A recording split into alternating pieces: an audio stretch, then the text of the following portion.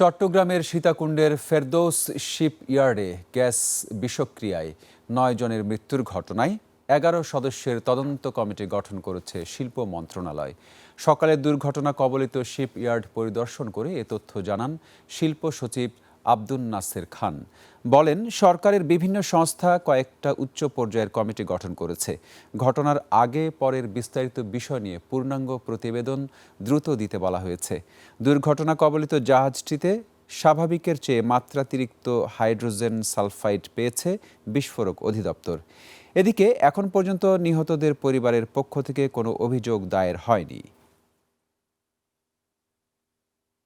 গাফিলতিটা কেন হয়েছে, কেন ছিল না, কেন ফ্রাইডেতে তারা আসলো, আমরা সেই ব্যাপারটাতে আমরা তদন্তের রিপোর্টের পরপরই আমরা ব্যবস্থা গ্রহণ করব। এটা ইয়ার্ডের কোনো গাফিলতি থাকলে তাদের বিরুদ্ধে আমরা ব্যবস্থা নিব, অন্য যাদের গাফিলতি থাকে আমরা তাদের বিরুদ্ধে ব্যবস্থা গ্রহণ করব।